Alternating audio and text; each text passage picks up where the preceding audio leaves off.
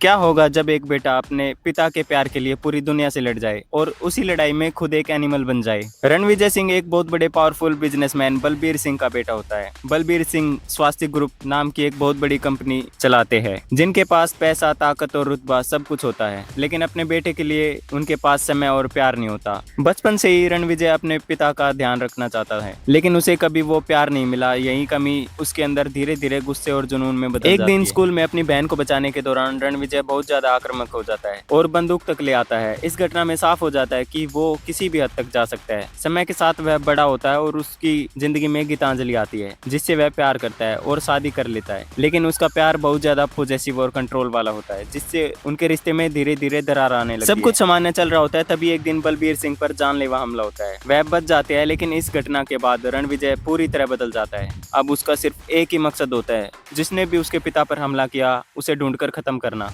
इसके लिए वह अपनी एक टीम बनाता है और अपने कजन्स के साथ मिलकर दुश्मनों के खिलाफ जंग छेड़ देता है। जांच करते करते रणविजय को एक ऐसा सच पता चलता है जो उसे अंदर ही अंदर तोड़ देता है। उसे पता चलता है कि उसके पिता पर हमला किसी भारी दुश्मन ने नहीं, बल्कि उसके ही जीजा ने करवाया था। यह सुनकर रणविजय गुस्से और धोखे से भर जाता है। वह सीधे अपने जीजा के पास जाता है, जहाँ दोनों के बीच आमना सामना होता है। बिना ज्यादा सोचे अपने पिता के साथ हुए विश्वासघात का बदला लेने के लिए रणविजय अपने ही जीजा को मार देता है। यही वह पल होता है जहाँ से वह पूरी तरह एनिमल बन जाता है। इसके बाद कहानी में एक और खतरनाक नाम सामने आता है, अबरार यानी बॉबी देओल। उसकी दुश्मनी का एक ही कारण था, स्वास्थ्य कंपनी। उसकी नजर बलबीर की कंपनी स्वास्थ्य ग्रुप पर भी थी। मतलब ये लड़ाई अब सिर्फ पर्सनल नहीं रही, ये पावर, बिजनेस और कंट्रोल की भी फाइट बन चुकी थी। आखिरकार अंत में अबरार और रणविजय दोनों के बीच एक भयानक लड़ाई होती है। इस लड़ाई में रणविजय अबरार को मार देता है और अपना बदला पूरा कर लेता है। लेकिन इस पूरे सफर में रणविजय अपनी निजी जिंदगी खो देता है। उसका गुस्सा और हिंसा उसे उसके परिवार से दूर कर देती है। अंत में एक और बड़ा झटका लगता है जब पता चलता है उसे कि बलबीर सिंह को आखिरी स्टेज का कैंसर हो गया है। रणविजय, जिसने अपने पिता के लिए इतना कुछ किया, अब उसे